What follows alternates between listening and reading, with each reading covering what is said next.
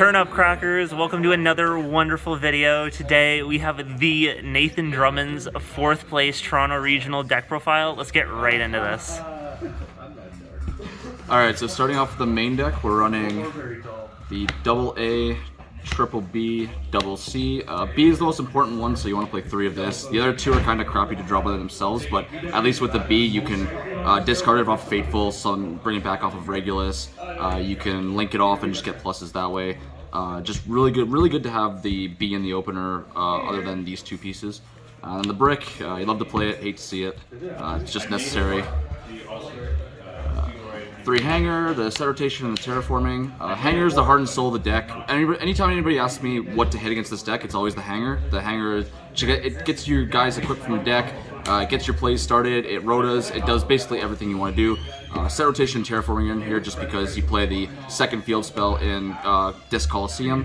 And the set rotation is also a main deck in Mystic Mine Out, so it works out that way as well. And the 2 unauthorized reactivation. I don't like playing this card, but I see why you have to play it. It's your other hangers when you don't see hanger. It helps when you open a piece and no hanger, and you open this. It just lets you keep playing. I see some people playing 3. I don't like 3 because it gets cloggy, especially when you don't open hanger. So 2, I thought it was fine all day. For the adventure package, we play the standard 3 water, 2 griffin. Only 2 right, just because I don't want to see too many of this engine, and the water can get it back from the grave. And reason I play 3 and 2 instead of 3 and 2 is because the water can be an extender. If you draw double water, you can extend with the water as a link material by special summoning it. The double right doesn't really do anything for you, and the Draco back and the Fateful, as well as the Foolish, mainly for the water. But I found myself sending B a lot over the course of the day, just because I had already opened the water, the right, and I just needed a machining graveyard for the Regulus. Speaking of which, for the Therion package, we played the 2 Regulus and the 3 field spell.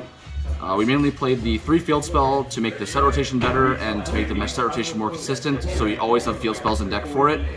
2 Regulus is because you don't want to play too many of these, and it's really good because this can recycle it when something you control is destroyed by battle, which is going to happen a lot because you're summoning the 3 pieces back from ABC anyway.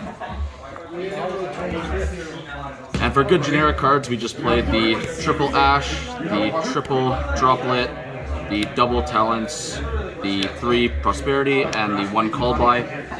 The logic behind Talents was that if people were to decide Drolling against me, which is Droll's pretty good against this deck, if I have a comfortable opening hand and I go Prosperity and I see Talents, if I think they have Droll, I can safely take the Talents. They Droll me, then I just get to look at their hand and then get information, see what they're playing, and then have the rest of my hand be kind of tailored towards what their opener was, so I can just stop whatever they're going to do. Prosperity is just a really good consistency card. Ash is the best hand trap in the format. Droplet's amazing at going 2nd, and Called By is just the IO of this format. That's it for main deck. 41 main deck count. I would have liked to get this down to 40, but I thought 41 was fine. There was really no good way to get it down to 40. For the extra deck, we played the 3 ABC. I was losing this card back in 2016, and it's still an incredible card even now, 6 years later. It reborns 3, it banishes, it tags out, it can use both effects in the same chain. It's just absolutely crazy. The 1 Baguska, because all your pieces are 4, when you bring all your pieces back and you need to have a follow-up play, if they're playing something like Despia or even Sword Soul, they a lot of the times don't have an out for this card, so you can just sit on this for a couple turns and kind of buy some time. We played Link Spider, Lina, Phoenix, IP, Borg, and Platinum Gadget for the Link 1s and 2s. These are all pretty self-explanatory. Lina can steal stuff like good lights like Eldritch and stuff from Grave. The blocker can get back stuff like Fateful, Hanger, and Coliseum from Graveyard during the end phase. Also, any card that discards is also really good because discarding pieces and discarding your water enchantresses are just free, so anything that gets you advantage that way is really good. IP is really standard to end on with your ABC tagging out for 3 guys that you can just link off with this. Platinum Gadget helps extend through awkward hands, and the Link Spider is just for the token in case your Griffin gets stopped somehow or baited out somehow.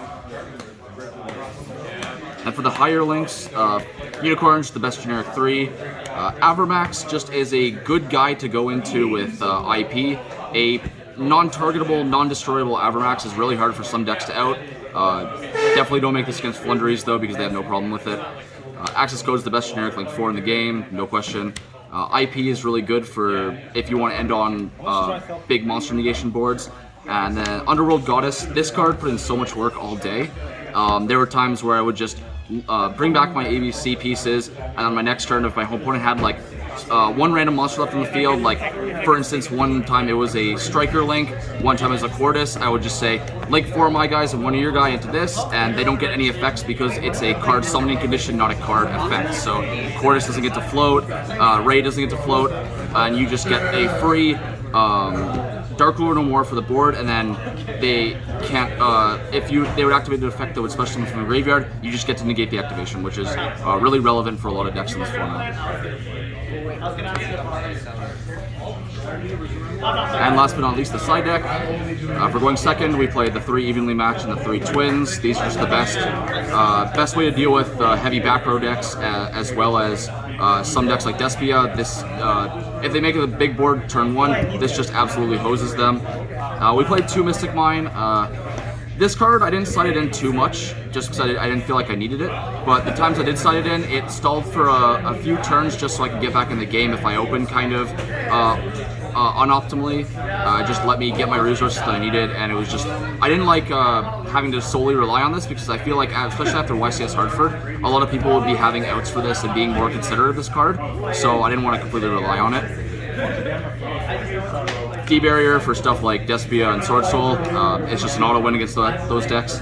And then just a couple extra hand traps like Nibiru and Droll. They're just really good generic hand traps. Droll is good in this format, and Nibiru is just good versus random rogue stuff. And yeah, that's the profile. That's all for another wonderful video. If you thought it was great, please like and subscribe, and peace out.